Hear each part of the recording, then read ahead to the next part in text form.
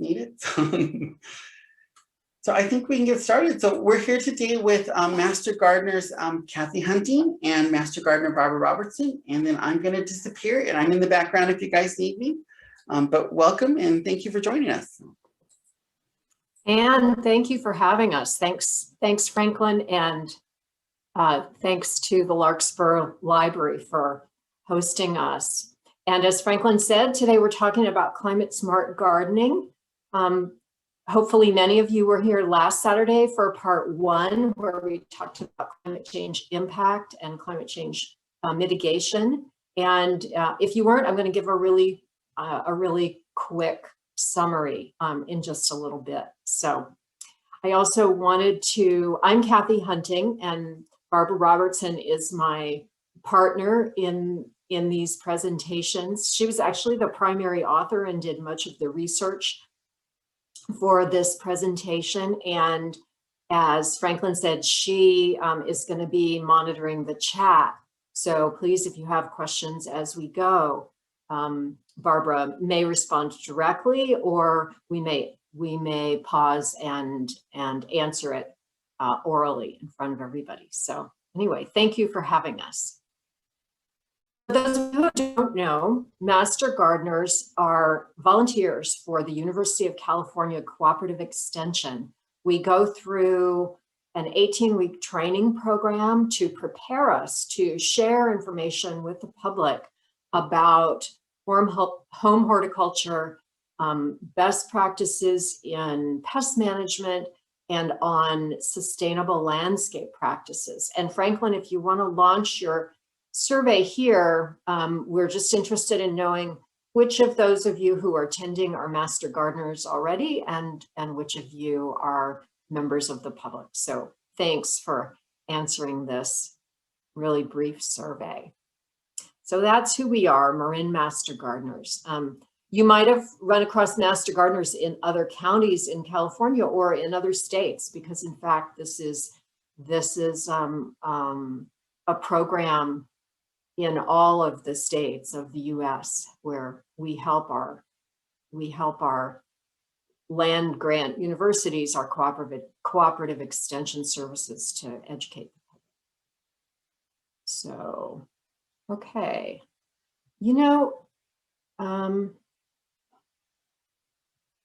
okay, my screen is frozen, and I'm okay, hang on.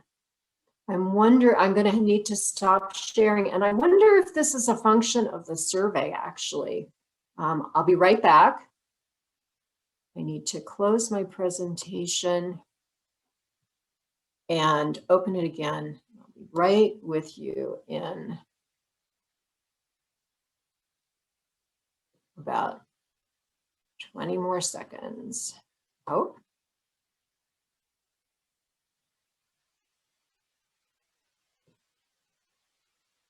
Share screen. Sorry for the delay.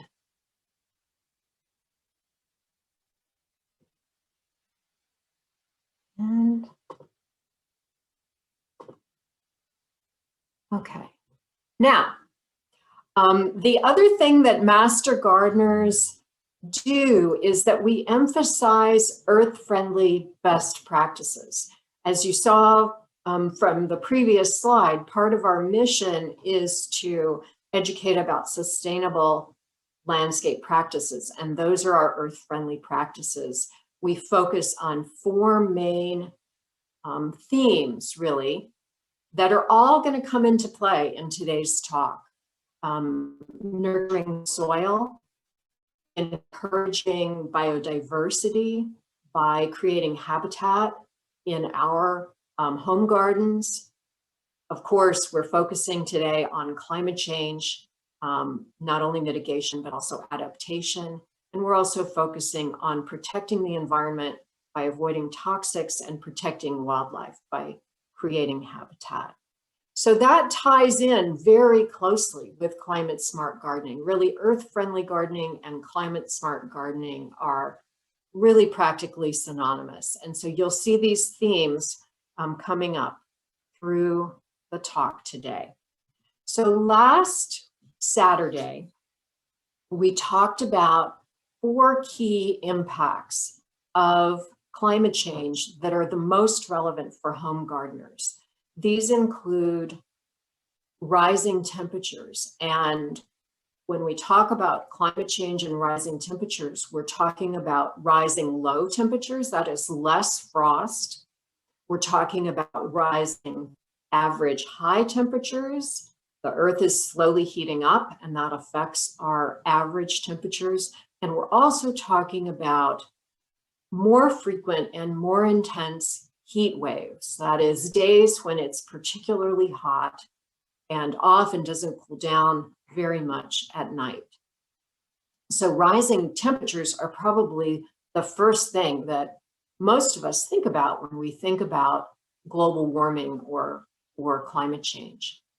Another key environmental impact of climate change is that our precipitation is going more towards the extremes.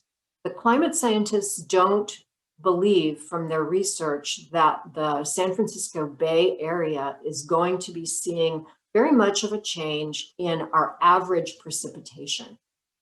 But average is really not a good characterization of what happens every year. And what we're seeing is more variability from year to year.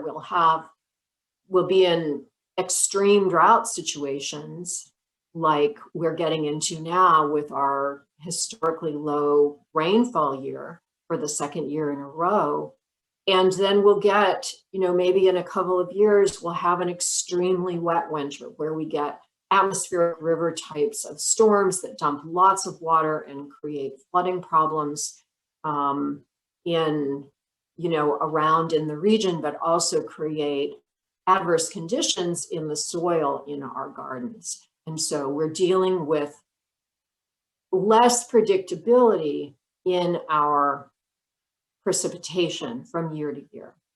The third key environmental impact of climate change is that ecosystems are increasingly vulnerable because they have, very slowly over time adapted to our temperature and rainfall patterns that are now changing. And so plant communities are vulnerable, and this is, both within our gardens and even probably more important out in our native open spaces.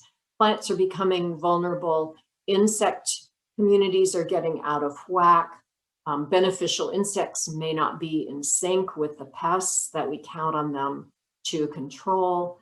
And the changes in plant communities and insect communities are also having ripple effects on other kinds of wildlife that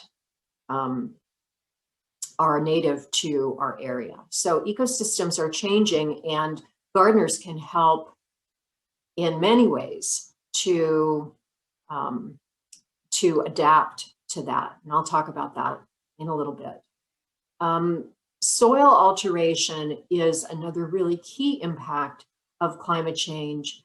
The changes in precipitation and the increases in temperature are creating adverse changes in soil structure, in the ability of soil to hold water, in the ability of soil to support plant life and provide nutrients to plants. So these are the key impacts of climate change that are relevant to us as gardeners.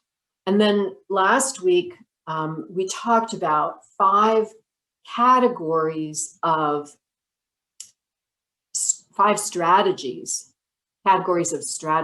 that we can implement in the garden to actually help decrease greenhouse gases in the atmosphere. This is called mitigation.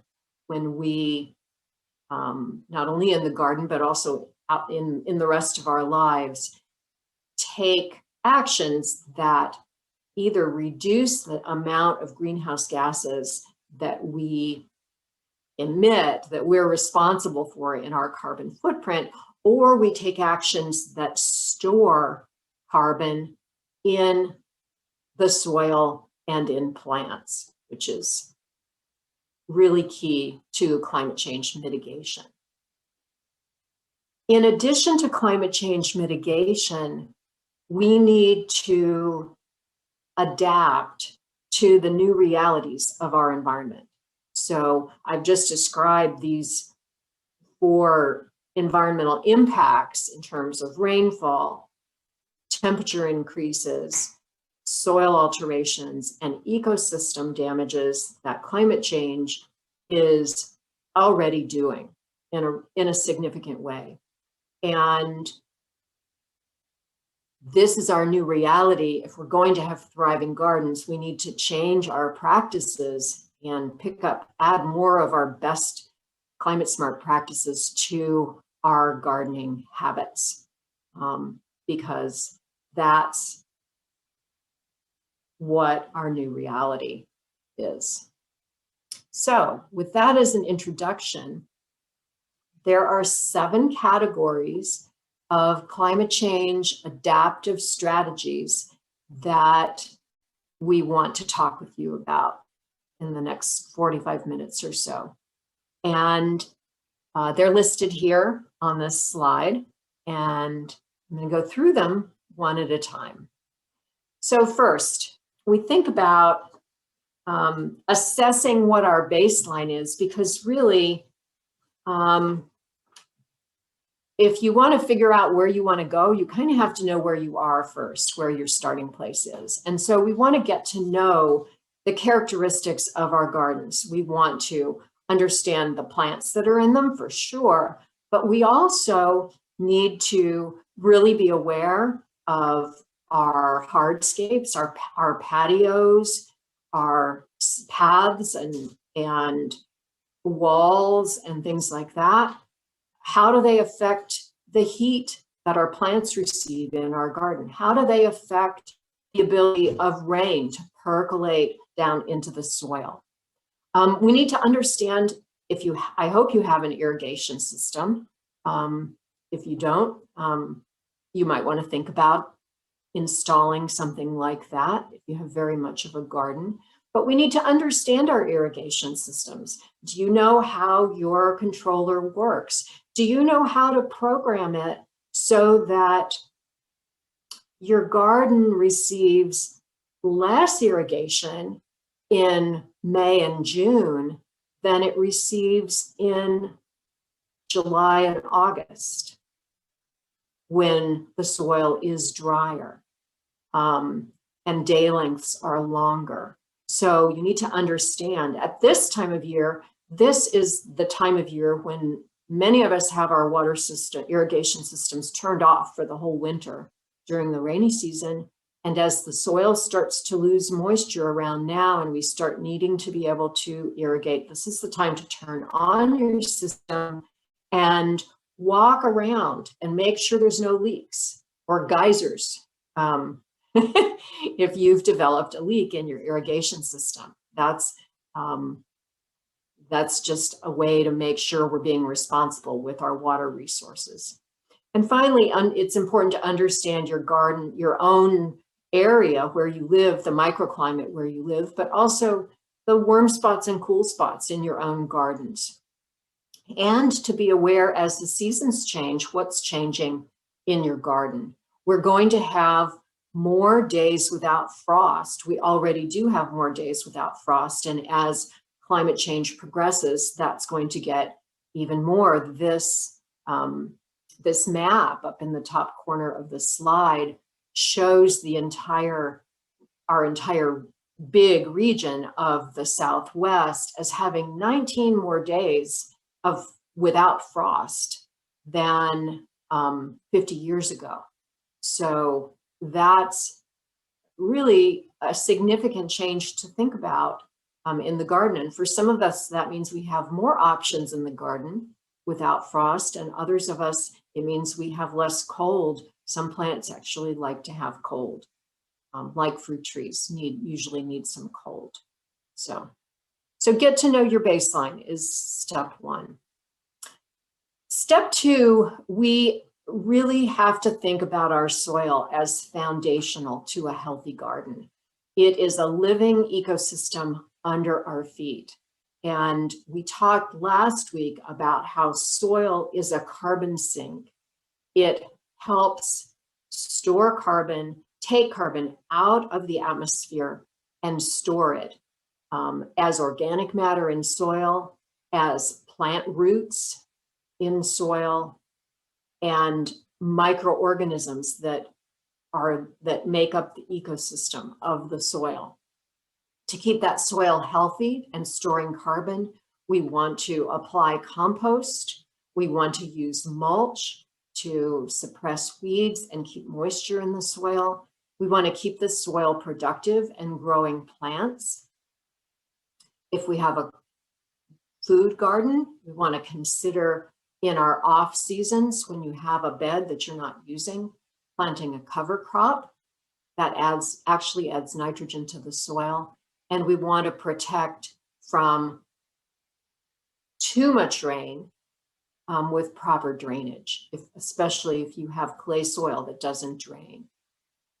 Another way to keep the soil healthy is to reduce the amount of the disturbance that we make in the soil, to not dig it up too much, to not till it. Instead, just disturb it very gently to plant plants. So the way that healthy soil is adaptive for climate change is that it insulates plant roots from extremes of temperature. It helps the soil, healthy soil retains more moisture that then is available to our plants, and healthy soil supplies plants with the nutrients they need to thrive. And so in a time when the environmental impacts of climate change, when temperature extremes, precipitation extremes are threatening our gardens, healthy soil is really step number one to ensure that we're going to have plants that thrive. So really, really, really key. Are there any questions so far, Barbara?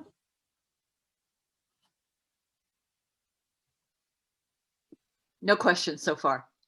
Sorry, Okay. it's on mute. That's okay. I kind of read your lips there. So as I described, one of the most important, probably the most important environmental impact of climate change for the gardener is increases in temperature. And so to adapt, we need to implement gardening practices that are going to help our plants succeed in a warmer climate. And those fall into three categories. We need to be fire smart, we need to plan for heat waves, and we need to select plants that are going to thrive in warmer temperatures. So let's talk first about fire smart landscapes. Most of you probably know about the defensible space zones. So near the house, in the first 5 feet, we should use either hardscape or kind of low growing ground cover type plants that don't get woody, that stay that have softer stems, that stay green, that you can keep well hydrated, that are not going to be an ignition hazard if wildfire comes close to your home. Near the house, we use minimal mulch, just a little bit of mulch. If it's something like big wood chips, not very deep, because you don't want to have an ignition source. We want then the next zone of 5 to 30 feet out from the house to keep it what we call lean and clean. Out there, we want to have plants that have space around them. You don't want to create what we call a fire ladder, where fire can climb, say, from the grass. Say you have some like 2-foot high grasses, and what if they're right next to, say, a ceanothus shrub that's 4 or 5 feet tall, and what if above that you have a tree canopy? And that can create a fire ladder where fire can jump from the grass to the shrub to the tree. And so we want to give a little bit more spacing vertically so that we're not going to have those fire ladders. We want to do the same thing horizontally. We want to have a little bit of space around the plants so that you don't have this continuous ability of fire to spread to come close to your home. Maintenance is super important for fire smart landscaping. And by maintenance, we mean pruning a lot of the time. Woody plants often develop dead branches in the interior. And so getting in there and I was in there the other day. I have Korean boxwood. And so I was in cleaning out the little dead branches inside so that it's a more resilient landscape. There's less to ignite. Maintenance is also important for your irrigation system. Make sure your irrigation system is working and that you know how to use it effectively. And I talked about mulch close to the home, but think about mulch that's more or less combustible. The more surface area the mulch has, like gorilla hair, that really fibrous, stringy mulch, that's quite ignitable, as opposed to, say, redwood bark. Bigger chunks, less surface area, less to ignite. 2 or 3 inches of mulch is not going to be as much of a hazard as 5 or 6 inches of mulch. And the same thing with leaf litter. You're going to want to keep leaf litter. Leaf litter is good as a mulch under trees, but not if it's 5 or 6, not if it comes up to your ankles when you walk across it. So in summary for fire smart gardening, we'd like to say in the Master Gardeners, don't be foolish. Think about the fuel that's around your home and do what you can to have a beautiful landscape, but that at the same time doesn't have a lot of fuel if a wildfire was to come into your neighborhood. Second strategy for adjusting to warmer temperatures is we know we're going to have more frequent heat waves. We're already having more frequent heat waves than we were 20 years ago. In fact, about 20, 25, 30 years ago, in our region, we had in our county, actually, in Marin County, we had about 4 heat waves a year where the temperature got to be over about 94 degrees. Now we're having about 10 of those days a year. And of course, that depends on where you live. If you live in Novato versus if you live in someplace cooler, like say Mill Valley, or where I live out in Point Reyes Station. But it's all dependent on where you live, but everywhere it's getting warmer and we're getting more frequent heat waves. So to plan for that, think proactively, because we know we're gonna have some days this summer and next summer and the summer after where it gets really hot. So we want to plan for that. We want to look, if you're an edibles gardener, maybe look for some varieties that are fewer days to harvest, that ripen more quickly, so that you can get your harvest in before the summer, before the heat waves that, like last year's heat wave, Labor Day weekend, probably many of you remember how sweltering it was. But if you can get that harvest in before that, that's an adaptive strategy for more heat waves. Your garden has hot spots, probably. If you have cement or stone or rock walls or paths that reflect heat. And so you want to try to get an understanding of where those hot spots are. And for planting in those warmer spots in your garden, choose the kinds of plants that like a little bit more heat.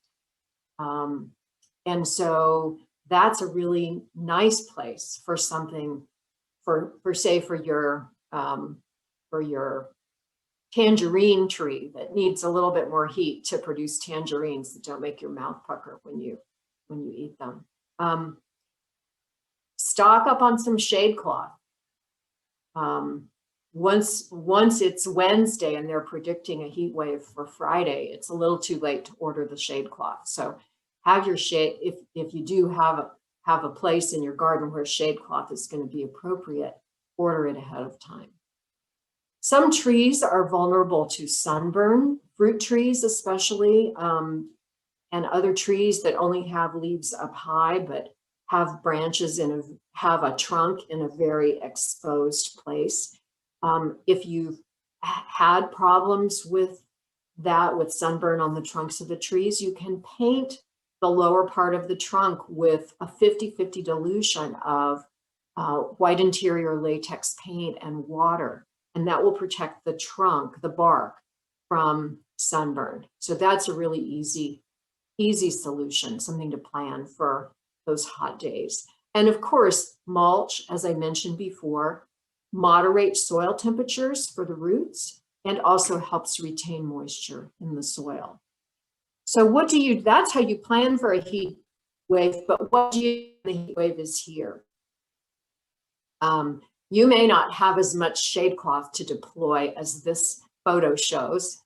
This is a really amazing job of deploying shade cloth, but it's time to deploy your shade cloth. The best time to water is in the morning, and a deep watering will help protect your plants to make it through the heat wave, especially if you have any plants in hot spots that get a lot of radiant heat. If you have tomatoes or fruit trees that have some ripening fruit, it's best to make that harvest before the heat wave hits, because fruit is likely to get cooked in really, really hot weather, damaged, so that it's not as, the quality won't be as good if you harvest it during or after the heat wave. So ahead of a heat wave is a good time to ripen anything that can still continue ripening on your counter. And during an extreme heat, or when extreme heat is going to be coming, this is not the time to apply fertilizers, because fertilizers stimulate new growth. And what plants want to do in a heat wave is they want to shut down. They want to go into a little temporary dormancy, almost physiologically. And so we don't want to be stimulating growth at the same time that plants are physiologically shutting down during a heat wave. So these are some good strategies for getting your garden through extreme heat. So the third strategy for adjusting to warmer temperatures is to pay attention to the plants we select.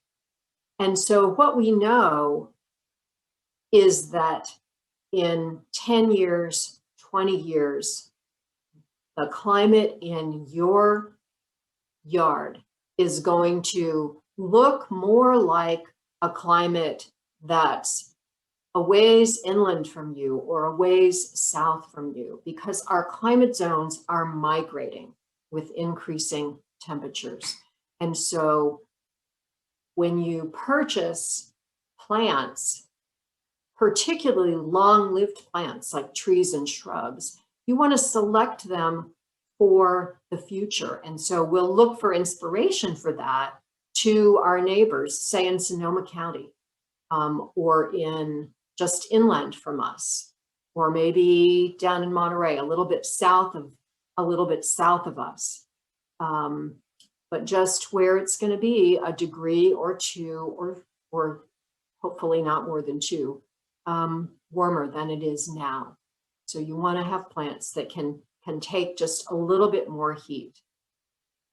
We also think about, in food gardens, to utilize it year-round. And particularly, we have beautiful 12-month of the year food gardening climate where we live here. We're so lucky in Marin. But there will be more varieties of plants that can thrive through the winter in a food garden. So really think about using your food garden year round.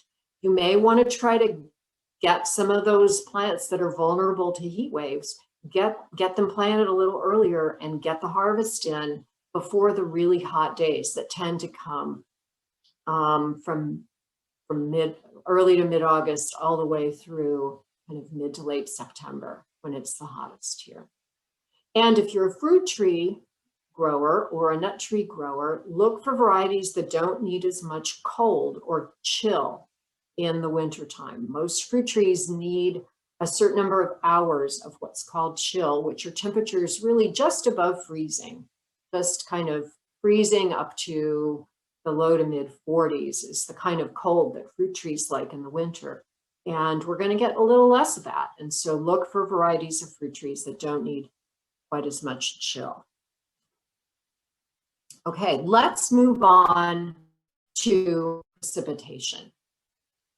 So I mentioned in talking about the impacts of climate change that we are going to be seeing more years where we have extreme rain and we get flooding, and more years where we have so little rain that we're looking at drought conditions. And so we need to be prepared to manage either of these. And so let's start with flooding. If you have a hillside on your property, you're going to want to use a variety of plants to control erosion.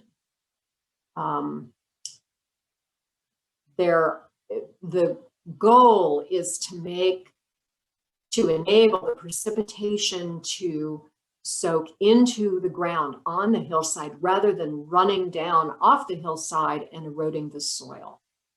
Terracing is another strategy where you make just steps, flat places where plants can hold, rain can soak in. So terracing is another strategy on hillsides that's going to help your landscape survive extreme rainfall events. When we do get a lot of rain coming down in a short time, like 4 inches of rain over 2 days, or even worse,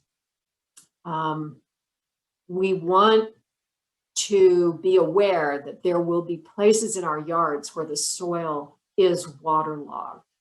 And number one, we don't want to walk on that soil because it will compact the soil and make it quite unhealthy for supporting plants, because plants not only need water, they need air around their roots. And so we don't want to compact the soil. And we also don't want to work the soil when it's waterlogged, because if you're digging or planting in that soil, you're helping the soil to lose its structure, its healthy structure. So we want to wait until after the soil has a chance to become a little crumbly again and dry out a little bit before working the soil after a heavy rainstorm. The other thing that we want to really pay attention to is keeping the precipitation that falls on our little space in earth. We want to keep that precipitation in the soil below us. We don't want it to run off and enter the stormwater system. We don't want it to run off and erode hillsides. We don't want it to run off and flood streets. So we can, if you have a garden with some low space in it, you can actually utilize that landscape to direct the water there and support plants that like more water. Have a rain garden. You should make sure that your hardscapes are permeable, that they allow the water to infiltrate into the soil. You don't want to have a big, huge expanses of cement or asphalt without breaks in them for the rain to permeate back into the soil and replenish the groundwater. And of course, we can also collect rain. with barrels and tanks. That's another thing. And then finally, if we do have problem spots that over the years, you just know you're going to have these places in your garden that stay soggy, then that's a time to think about installing some drainage and dealing with that. Or raising your soil level or putting in raised beds. And so you're getting the roots of the plants out of the waterlogged soil. Barbara, are there questions before I go on to the next, to drought? No questions. Okay. Okay, so let's talk about drought, and that is on everybody's minds right now, here where we are in Marin County. So we want to plan for drought by being wise with the way we plant our plants. You want to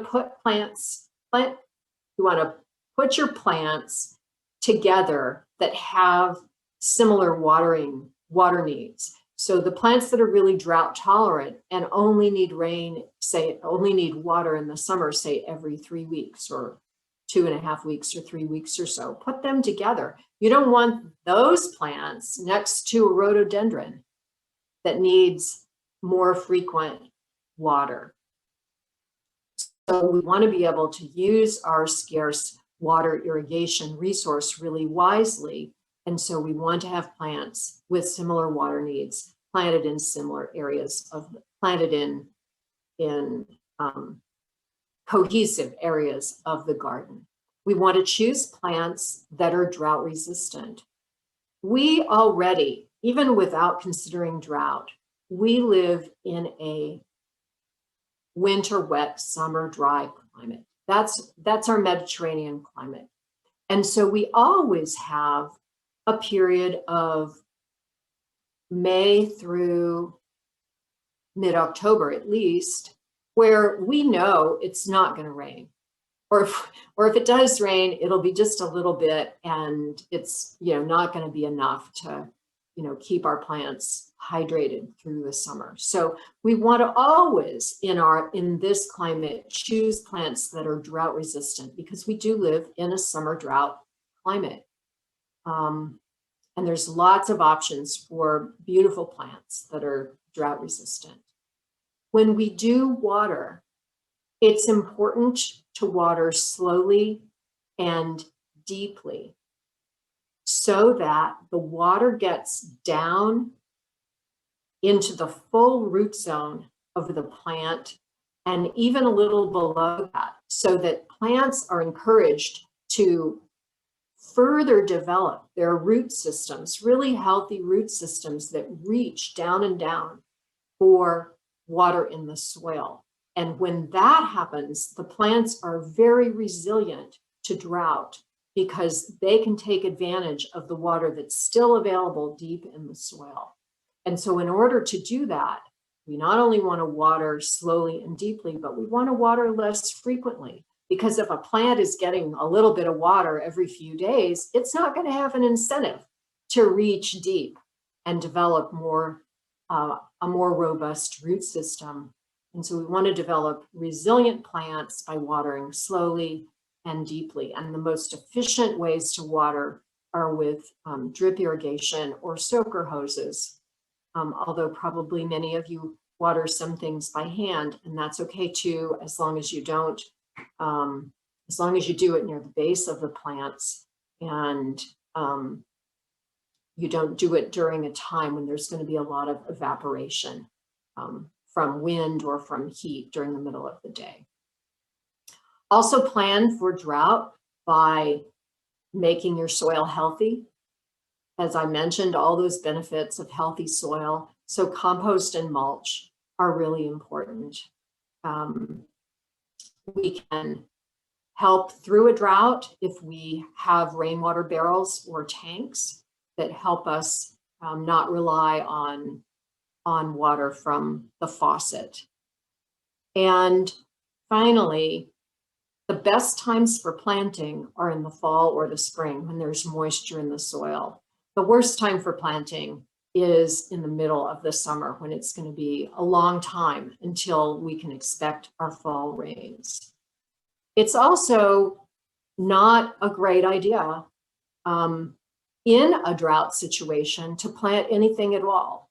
We want to minimize our new plantings right now because we know unless you have a magic source of water, if you live in the Marin Municipal Water District's boundaries or in the Novato district of the North Marin Water District, we have mandatory water use restrictions that were just adopted this week by the boards of those water agencies.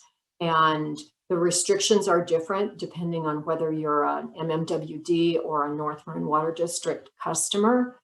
And you need to understand what exactly those restrictions are, and both of the websites have information. There are also smaller water districts in the county that are also imposing water restrictions, like I know Bolinas has some. So you need to understand what you can and can't do during a drought like we're in right now. You're going to want to decrease the watering frequency. And when you do water, make sure it's not just the top inch or two of soil. You're going to want to do that infrequent but deep watering. And this is not the year that we're going to promote lush growth on our plants by fertilizing, stimulating the plants to put out new growth. This is a year that we're going to want our plants to just get through it and not die. And so we don't want to fertilize, we don't want to overwater. We want to be kind of lean and smart with our watering. If the situation gets really bad and you're not able to meet the use restrictions, the water use restrictions, and you can't keep everything in your garden alive, then you should prioritize the survival of your shrubs and trees. The valuable long-lived plants. You can replace annuals so easily. In fact, this is probably not the year to put in annuals unless you're a food gardener. And if you are a food gardener in a drought, probably a smaller garden is going to be, a little bit more wise. Do you really need, I should ask this of myself, do I really need 8 tomato plants for 2 people? No, I don't need 8 tomato plants this year. I can get by with fewer tomato plants. And so we need to kind of be aware that this is a quite unusual year, and we need to be smart about drought. Master gardeners have a program called Garden Walks, where 2 trained volunteers will come together to your garden and spend about an hour walking around your yard. And they'll be focusing on efficient watering, on how to keep your soil healthy, and on how to choose climate appropriate plants. And you can request, we're just getting back into the field with our water walks. We've been on hold because of the pandemic, but to request a garden walk, you can do that through our website or by calling our help desk. So the number's there, and I'm going to put that up again at the end. So because climate change is threatening our native ecosystems, it's even more important to emphasize earth-friendly gardening principles in our home gardens. And there's several strategies for this that I'm going to talk about one at a time. And I mentioned before, you want to choose plants that can thrive in our increasing temperatures and in droughts with more erratic rainfall. So California native plants are the first place that I would look for plant types of plants and varieties that can grow healthily in a winter wet, summer dry climate. Mediterranean plants from South Africa, Australia, the west coast of South America and Chile, and the Mediterranean basin also have this same characteristics of thriving in a winter wet, summer dry climate, because those are the other places in the world where the climate is similar to ours. And so plants from those Mediterranean climates are also going to be happy in our gardens. As I talked about, trees and shrubs live a long time. And so we want to choose them for the future. So we want to look to the areas just a little inland from us, or a little bit south of us, to know what our climate's going to look like in another 10 or 20 or 30 years. So choose them with the future in mind. Succulents are a good choice for drought gardening because they're quite resilient to drought, but it's really important to understand if you have a good place for succulents in your yard, because they need really good drainage.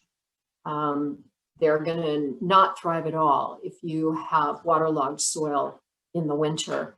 And some of our favorite succulents are susceptible to frost. So if you have, if you get frost where you are, and if you have chilly places in your yard, that maybe low-lying areas in your yard that tend to be the places where it's coldest, those are not the places to plant succulents. So they're climate smart, but be careful because they're picky in the kinds of environments they like.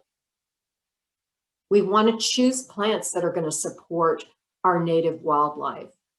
And as I mentioned, the native ecosystems are really threatened with climate change. And so this concept of wildlife corridors, where even if open spaces are becoming threatened by climate changes, we can create places, refuges in our own gardens that help support native wildlife with our native plants and trees and shrubs.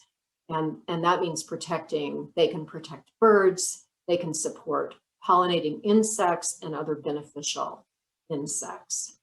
And to support our native pollinators and beneficial insects, we want to have a variety of flowering plants that provide nectar and that provide leaves that are needed by the larvae, by the caterpillars of the butterfly. And native plants are really beneficial in this regard. And so the great thing about a pollinator garden is that it's beautiful for us because we love, most of us love flowers. And that's probably one of the reasons why many of us got into gardening in the first place, was to have flowers around us for the beauty. But we can support our native pollinators in the same way by having a variety of plants that bloom through the season, through over many, many months of the year, just a succession of different kinds of flowering plants. And that's going to support a rich, abundance of native wildlife. When bees forage, they love to find all that they need in a small area. It's more efficient for them. And so one of the strategies that pollinator gardens encourage is to plant groupings of plants. So say you have some asters in your garden, and instead of spacing one aster plant here and another one 5 feet away and another one 5 feet away from that, put your 3 aster plants together in a group. And that provides a one-stop shop. When the bees come, they'll, be able to just work that, say, 4x4 patch of asters and pick up the nectar and the pollen that they need. So it's not for our efficiency, it's for the efficiency of the foraging insect that we like to group similar plant species if we have enough room in our garden to do that. Invasive plants like pampas grass and Scotch broom, shown here, tend to drive out our native plants, because invasive plants got to be invasive because they're extremely adaptable to changing environmental conditions. And so invasives have a built-in advantage in our changing climate. And so we want to give our native plants a chance, give them the best chance of survival and thriving that we can by eliminating invasives from our gardens. And by eliminating invasives from our gardens, we're also helping eliminate natives from open space, because those of us who are lucky enough to kind of live on borders with open space, to live adjacent to open space, if we have invasive plants in our gardens, just think about when the pampas grass seed heads ripen and they blow and the seeds blow, they'll blow into that adjacent open space and establish the plants there. So we want to really be careful about eliminating invasives from our gardens. The plantright.org website has a really nice list of kind of, if you like Scotch broom, which is a pretty plant, if you like the way it looks and you want something like that in your garden, here are some alternatives to consider planting. And the Marin Master Gardener website, which, by the way, if you have not been to our new website, it's totally reorganized and expanded, and it's beautiful and very, very informative. I'd encourage you to visit our website as well for plant selection ideas. Oh, the dreaded question about the lawn. So lawns are really ecologically wastelands. Think about what we do. We don't even let the lawn get maturity to, to produce seeds. We mow it down. It's a monoculture. So it's ecologically not rich at all. And it takes a lot of energy inputs to keep up a lawn: water, mowing, fertilizers.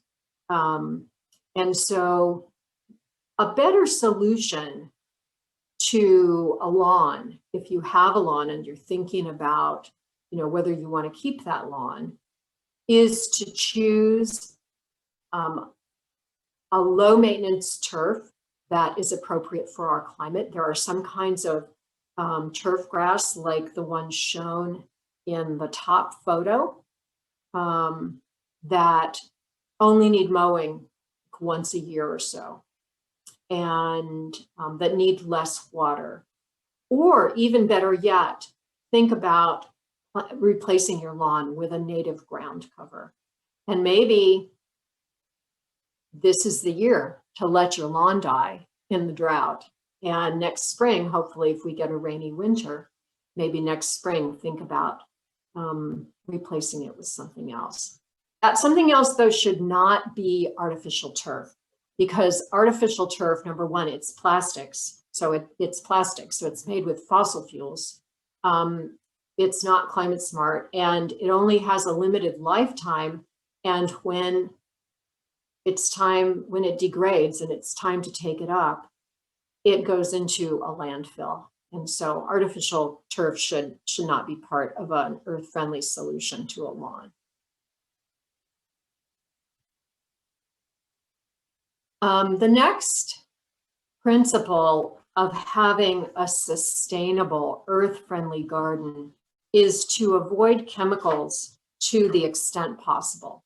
Chemical pesticides, many of them are toxic to bees and butterflies and other beneficial insects, because they kill not only, say, if it's an insecticide, it not only kills the target species, but it kills the beneficials as well. They also can pollute the environment.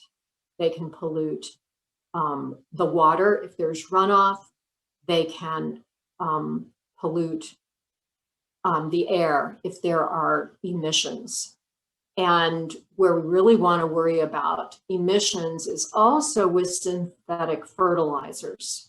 Applying too much fertilizer in a situation where there's a good amount of watering results in nitrous oxide emissions to the atmosphere. So that's something to avoid as well. The principles of integrated pest management, which we promote as master gardeners, say that we use pesticides only when absolutely necessary, and we find, whenever possible, more conservative, less damaging ways to control pests. And the thing about fertilizers is we have compost as a wonderful organic fertilizer that helps build the soil. We also have things we can do, especially in an edibles garden, like planting cover crops, which I mentioned earlier. So this is actually happens to be my garden a few years ago, and I was just gently turning over my clover, just kind of taking that shovel, putting it underneath the roots, and just turning it upside down gently so that I didn't disturb the structure of the soil. Okay, so speaking of edibles gardening, there's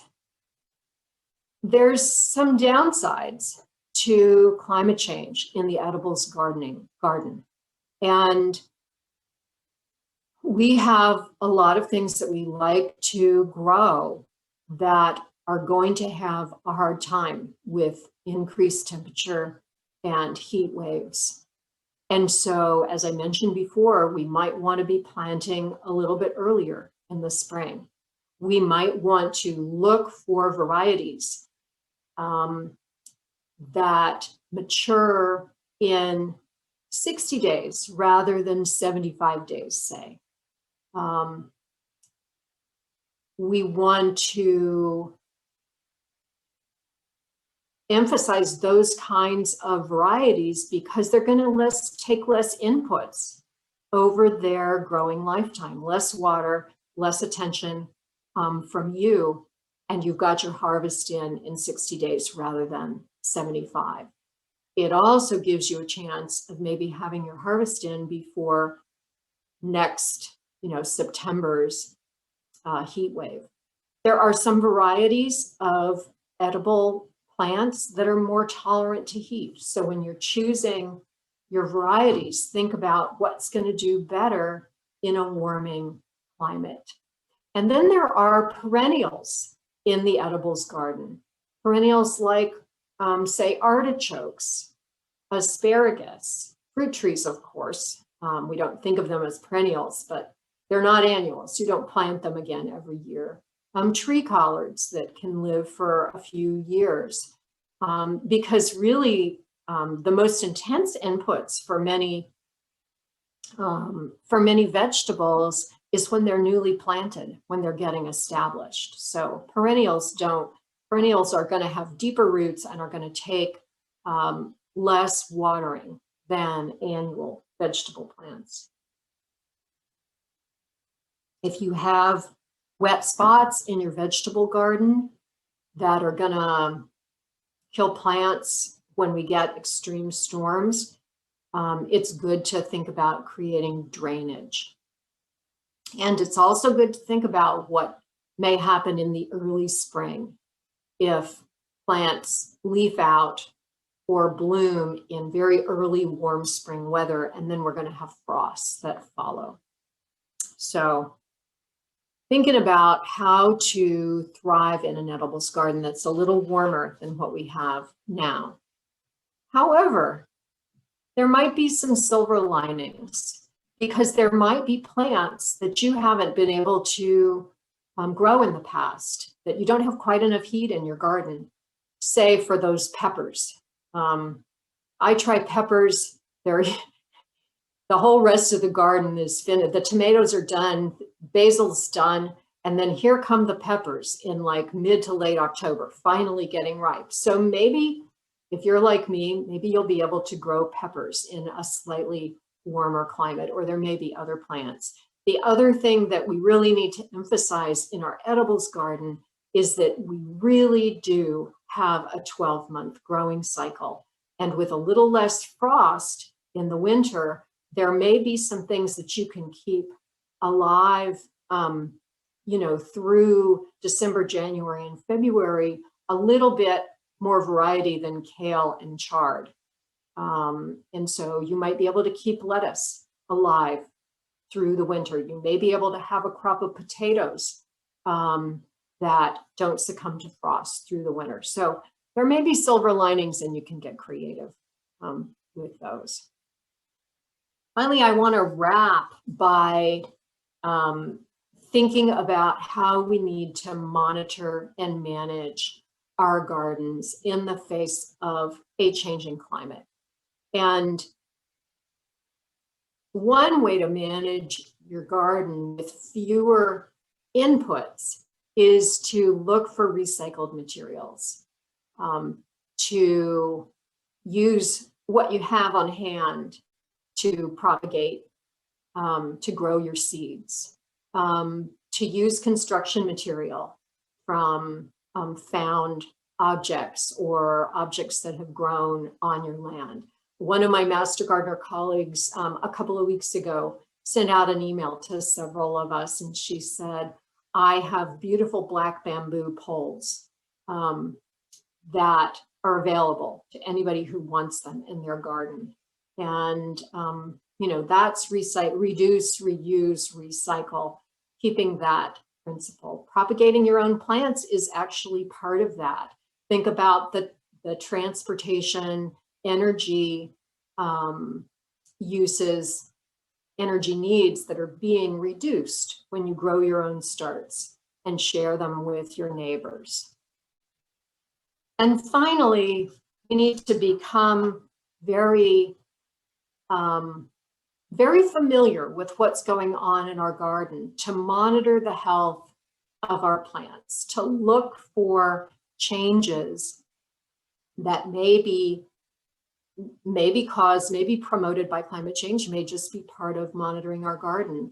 But when you know what it should look like, you'll notice a plant that's wilting, or you'll notice a plant that all of a sudden is covered with aphids, or you'll notice what's going on in your garden in time to be able to do something about it and make an early intervention. You can always call our help desk if you need help with a garden problem that you've noticed as you monitor your garden. Just a final reminder, keep your garden lean and green, and proper maintenance is the key to that for a fire smart landscape.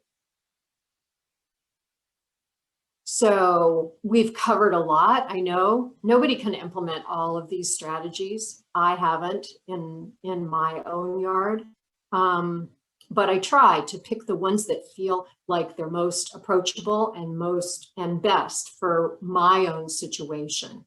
And we talked about a lot of different strategies, and all of these are part of the best practices that we can adopt in an earth-friendly garden that will thrive in the face of climate change environmental impacts. So with that, I just want to spend a moment on these resources. And we're happy to take questions through the chat if you have questions as we're wrapping up. And then finally, here are how you can get in touch with Marin Master Gardeners. Are there questions, Barbara? Hi, yeah, there were a couple that I answered, but I'm going to share anyway. And one question was whether this presentation would be available later. Franklin will send the link to this presentation and the previous one to everyone who has registered. And it will also be on the Larkspur Library YouTube channel. So it will be available. And the other question was, is there a list of plants, various adaptable plants on the Marin Master Gardeners website? And yes, there are tons of plant lists on the website. It's really quite amazing. Not just lists, but lists with pictures. So go to the website, scroll down to the bottom of the page, and there's a link for selecting plants. It's amazing. And go ahead. Another way that you can have some, get familiar with some drought-friendly plants is by visiting our demonstration gardens. Master Gardeners have 3 demonstration gardens in Marin County. One is down in Tiburon at Blackie's Pasture, Harvey's Garden, and there are many. It's just a beautiful landscape. And you can go down and see, and see not only how it looks at the best time of the year, say it blooms right around in May, right now, April, May, but also then what it looks like in July and August. And we have a demonstration garden at Falkirk in San Rafael at the Falkirk Mansion. And we have an edibles demonstration garden at the Indian Valley campus of the College of Marin.